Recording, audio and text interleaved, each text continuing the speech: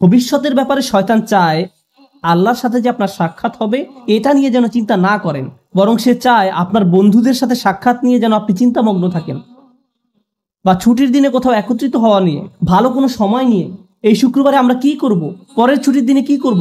ভবিষ্যতের ব্যাপারে সে চায় নিকট ভবিষ্যৎ নিয়ে যেন চিন্তা করেন, আর দীর্ঘমেয়াদী ভবিষ্যতের কথা যেন ভুলে যান। অনেকের কাছে দীর্ঘমেয়াদী চিন্তাটা এরকম যে আমি তো দীর্ঘমেয়াদী চিন্তা করছি, আমি চিন্তা করছি কিভাবে একটি বাড়ির মালিক হওয়া যায়, অথবা চিন্তা করছি কোন শহরে বসতি করব, বা আমি ভবিষ্যৎ শিক্ষা নিয়ে চিন্তা করছি। কিন্তু আল্লাহ আসলে চান আপনি যেন আরো দীর্ঘমেয়াদী চিন্তা করেন। যখন আপনি তার সামনে গিয়ে দণ্ডায়মান হব, তখন কি জবাব দেব, এভাবে যখন চিন্তা করবেন, তখন আল্লাহর সাথে সাক্ষাৎ নিয়ে আপনার একটা পরিকল্পনা থাকবে। ঠিক যেমন তরুণরা ভার্সিটিতে ভর্তি হওয়ার পর তাদের একটা প্ল্যান থাকে 3 বা 4 বছরের মাঝে গ্রাজুয়েট হওয়া। এই প্ল্যান থাকার ফলে আপনি তখন অনেক সাবধানতার সাথে বিভিন্ন কোর্স নেবেন।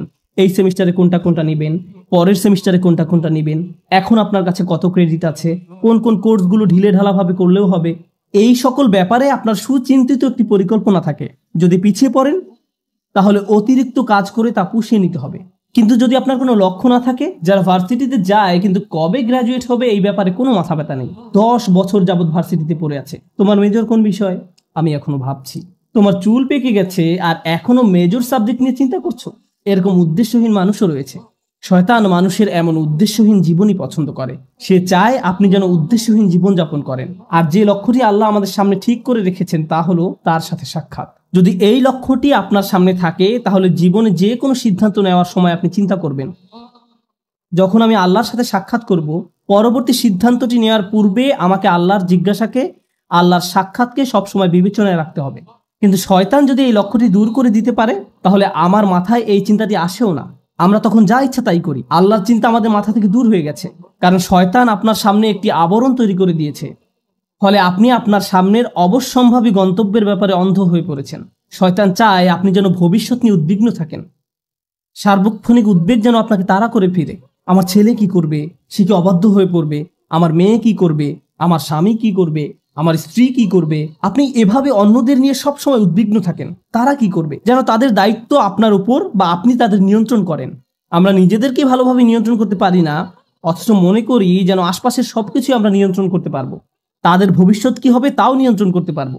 আপনি এমন অনেক মায়ের সন্ধান পাবেন দুশ্চিন্তা একেবারে মরে যাচ্ছেন যে আমার মেয়ের কেন বাচ্চা হচ্ছে না, তার কখন বাচ্চা হবে, সে তাকে ফোন করে এভাবে, আল্লাহ চায় তোমার জন্য একটি বাচ্চা হয়। আল্লাহ তার জন্য সন্তান চায় না, আপনি চাচ্ছেন। আমি জানি না আপনি আল্লাহর কাছ থেকে কোনো ইমেল পেয়েছেন কিনা যে তাকে এভাবে বলছেন। এভাবে চরম আকাঙ্ক্ষিত পার্থিব জিনিসটি আপনার অন্তরে সবসময় জায়গা দখল করে রাখে। ফলে ভবিষ্যতের চিন্তা বলতে শুধু এটাই বুঝেন, আমার অমুক জিনিসটি নেই, আমার তো এটা নেই, আমার এটার জন্য অপেক্ষা করছি, আমি জানি না কেন এটা পাচ্ছি না। জিনিসটি পাওয়ার জন্য এভাবে আপনি সম্পূর্ণ আচ্ছন্ন হয়ে পড়েন, পুরোপুরি ব্যাকুল হয়ে পড়েন। শয়তান চায় এভাবে সম্পূর্ণভাবে যেন আপনি আচ্ছন্ন হয়ে পড়েন। কারণ যদি এমনটা করেন, প্রথমত আল্লাহ আপনাকে যা দিয়েছেন তাতে সুখী থাকবেন না, দ্বিতীয়ত সহজেই ভুলে যাবেন যে যিনি সবকিছু নিয়ন্ত্রক তিনি হলেন আল্লাহ। আমি আসলে আমার সন্তানদের নিয়ন্ত্রণ করি না। একটি নির্দিষ্ট বয়সে পৌঁছানোর পর তারা যা কিছু করে তা তাদের এবং আল্লাহর মাঝে। সর্বোচ্চ আমি যা করতে পারি তা হলো উপদেশ দেয়া, তাদের সিদ্ধান্ত একান্তই তাদের। যদি আমাদের রাসূলুল্লাহ সাল্লাল্লাহু আলাইহি সাল্লাম তার নিজ কন্যা ফাতেমার দিকে ফিরে বলতে পারেন, হে মুহাম্মাদের মেয়ে ফাতিমা, আল্লাহকে ভয় করো, আমি তোমাকে আল্লাহ তাআলার পাকড়াও হতে রক্ষা করতে পারবো না, তোমাকে সাহায্য করার মতো কোনো সামর্থ্য আমার থাকবে না, তিনি এটাই তার নিজের মেয়েকে বলেছেন। তাহলে আমরা কিভাবে মনে করি যে আমরা অন্যদের নিয়ন্ত্রণ করতে পারবো?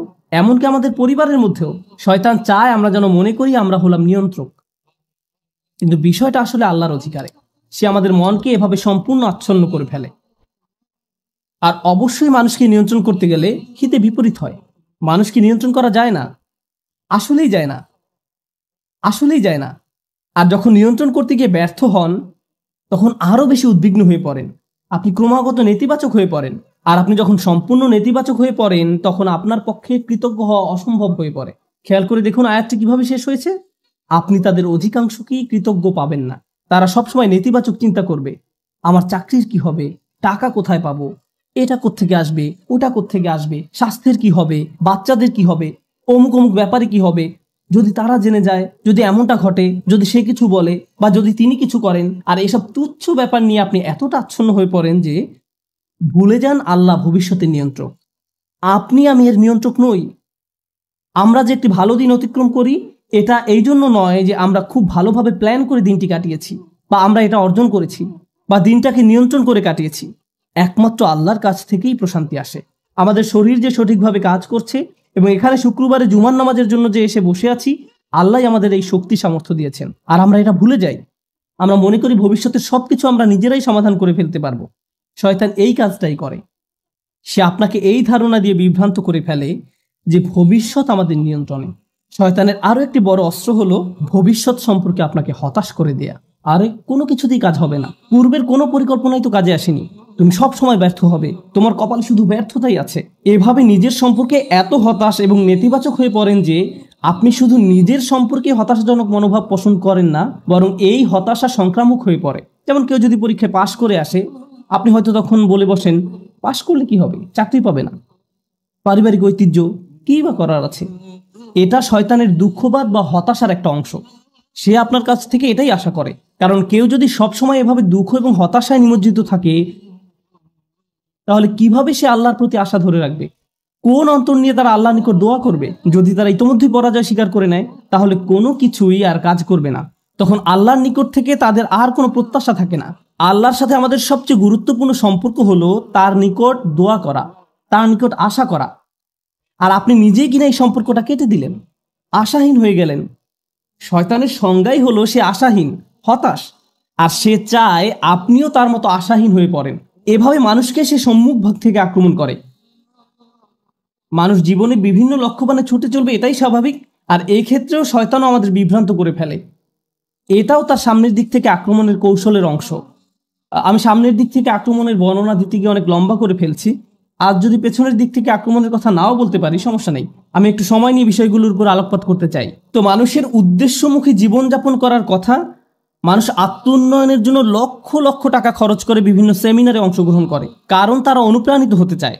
এগুলো ভালো জিনিস, এগুলো আসলেই শক্তিশালী জিনিস। কিন্তু শয়তান কি চায় জানেন? আপনাদের একটি উদাহরণ দিচ্ছি। পর্বতারোহীদের দেখবেন তারা হুক নিয়ে উপরের দিকে ছুঁড়ে মারে। আপনি যদি আপনার হুক 20 ফিট উপরে নিক্ষেপ করেন, আপনি কেবল ততটুকু উপরেই পৌঁছতে পারবেন। আপনি যদি 30 ফিট উপরে হুক নিক্ষেপ করেন, তাহলে 30 ফিট উপরে পৌঁছতে পারবেন। শয়তান চায় আপনি যেন আপনার হুক খুবই অল্প দূরত্বে নিক্ষেপ করেন। সে চায় আপনি যেন আপনার হুক শুধুমাত্র টাকা কামানোর জন্যই নিক্ষেপ করেন। অমুক পরিমাণ টাকা অর্জন করতে পারলে আমার জীবন সফল। তখন আপনি সারাক্ষণ এই চিন্তায় মগ্ন থাকেন, মনে হয় যেন যদি এই লক্ষ্য অর্জন করতে পারেন তাহলে সব কিছু ঠিক হয়ে যাবে। একবার যদি এই লক্ষ্য অর্জন করতে পারি তাহলে জীবনটা আশ্চর্য রকম সুন্দর হয়ে যাবে। আপনি যখন সেই লক্ষ্যের কাছাকাছি পৌঁছে যান বা উদ্দেশ্য অর্জন করে ফেলেন, আরও 30টা সমস্যা এসে হাজির হয়। শয়তান চায় আপনি যেন ছোট লক্ষ্যের পিছনে ছুটে জীবন অতিবাহিত করে ফেলেন, আর এই নিম্নতর উদ্দেশ্য অর্জনে এতটাই নিমজ্জিত থাকেন যে অন্য কিছু আর চোখেও পড়ে না।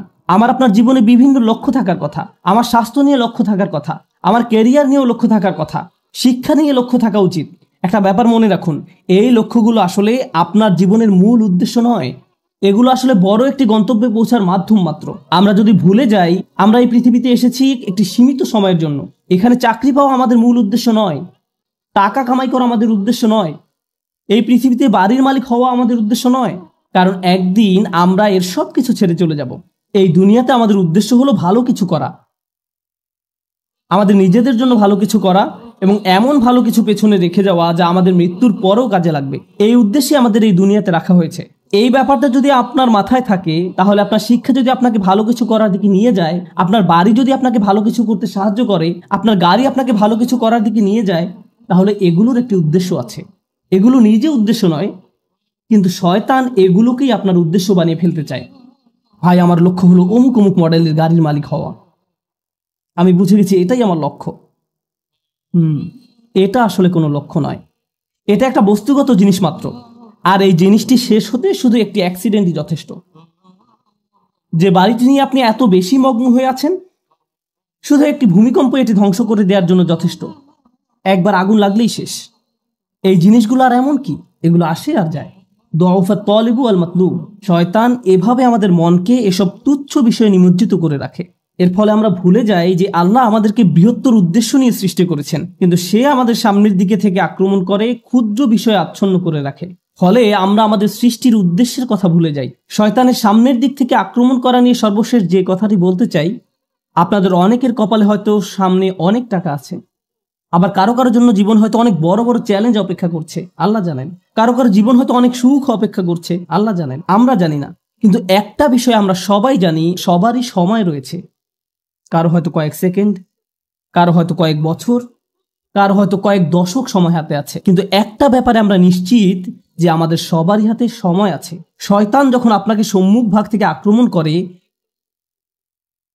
সে চায় আপনি যেন আপনার সময়কে কোনো মর্যাদা না দেন। সে চায় ভালো কাজ করার সময় আসলে আপনি যেন এভাবে ভাবেন যে আরে ভাই, আমার হাতে এখন অনেক সময় আছে, ভালো কাজ করার জন্য এত তাড়াহুড়ার কি আছে। কিন্তু যদি প্রবৃত্তির কোনো কামনা চরিতার্থ করতে হয় তাহলে সাথে সাথে করতে হবে। প্রতিবার নামাজের সময় আপনার সাথে ঠিক এমনটাই ঘটে। জোহরের সময় যখন আসে, মসজিদ থেকে আজানের শব্দ ভেসে আসে, আপনার ঘড়ির অ্যালার্ম বেজে ওঠে, মোবাইলের অ্যাপ থেকে আজানের শব্দ শোনা যায়, আপনি তখন কি করেন? পজ বাটন টাচ করেন, নিজেকে এভাবে বলেন মাত্র তো আজান দিল, নামাজের এখনো অনেক বাকি আছে। আর ভিডিও গেম খেলতে হলে এখনই, সিনেমা নাটক দেখতে হলে এখনই, কিন্তু নামাজ পড়তে হলে সময় বাকি আছে, এখনো অনেক সময় বাকি আছে। ভার্সিটিতে ক্লাসের ফাঁকে যদি আপনি কিছুটা সময় পেয়ে থাকেন, ব্যাগে কোরআন আছে, তখন ইচ্ছা করলে ব্যাগ খুলে কোরআন পড়তে পারেন। পরে, এখন না, আমি তো পড়বো কিন্তু এখন না। কিন্তু যে কোনো তুচ্ছ, অর্থহীন, বাজে কাজ ফেসবুক বা ইনস্টাগ্রামে স্ক্রল করতে করতে কখন যে 30-40 মিনিট পার করে দেন টেরই পান না। এমনকি ক্লাসের জন্য কখনো কখনো দেরি হয়ে যায়। অর্থহীন কাজের জন্য ঠিকই সময় বের করে নিলেন, এর কারণ হলো শয়তান চায় আপনি যেন আপনার সময়কে কোনো মূল্য না দেন। সে চায় আপনি যেন আপনার মূল্যবান সময়কে অর্থহীন কাজে ব্যয় করে নষ্ট করে ফেলেন। এভাবে আপনার সময় নষ্ট করার মাধ্যমে সে আপনার ভবিষ্যৎ ধ্বংস করে দেয়। তারপর যখন জীবনের একটা পর্যায়ে এসে পেছনে ফিরে দেখেন, তখন ভাবেন ভাই, আমি জীবনে কত সময় যে অযথা কাজে ব্যয় করে নষ্ট করেছি। এরপর জীবন নিয়ে হতাশ হয়ে পড়েন। এই খেলাটাই শয়তান আমাদের সাথে খেলে। এভাবে শয়তান বিভিন্ন কৌশলে সামনের দিক থেকে আমাদের আক্রমণ করে। আমি আল্লাহর কাছে দোয়া করছি, আল্লাহ যেন আমাদেরকে এইসব আক্রমণ থেকে সতর্ক থাকার তৌফিক দান করেন, এবং আল্লাহ আযজা ওয়া জাল্লা কখনো যেন আমাদের সেসব লোকদের অন্তর্ভুক্ত না করেন যারা বাস্তবতাকে তার প্রকৃত রূপে চিনতে ব্যর্থ হয়। রাসূলুল্লাহ সাল্লাল্লাহু আলাইহি সাল্লাম বলছেন, ও আল্লাহ, আমি চাই আপনি আমাকে বাস্তব বিষয়সমূহ আসলেই যেমন তেমনভাবেই দেখান।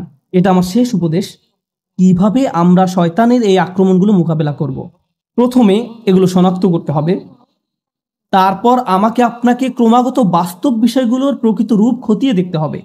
আমাদের মোবাইলের অ্যাপগুলো চালাতে গেলে আমরা শুধু ইউজার ইন্টারফেস যেমন গ্রাফিক্স, মেনু ইত্যাদি দেখতে পারি, কিন্তু এগুলো আসলে প্রকৃত অ্যাপ নয়। এর পেছনে সোর্স কোড আছে, আপনি সেই কোড দেখতে পান না, আপনি শুধু ফ্রন্ট এন্ড দেখতে পান। ঠিক তেমনি বাস্তব জগতে যা কিছু দেখতে পান তা শুধু উপরের অংশ দেখতে পান, শুধু কভার দেখতে পান, কিন্তু এর পেছনে অন্য আরেক বাস্তবতা রয়েছে, এর পেছনে ইঞ্জিন রয়েছে। সমস্যা হলো আমরা কোনো কিছুর বাহ্যিক রূপ দেখে এর মূল্যায়ন করি, এর পেছনে যা আছে সেটাই যে আসলে মূল্যবান আমরা তা জানার চেষ্টাও করি না। কোরআন এই কাজটাই করে। কোরআন শুধু এই দুইটি চোখ দিয়ে দেখতে বলে না, এখানেও আরো এক সেট চোখ রয়েছে।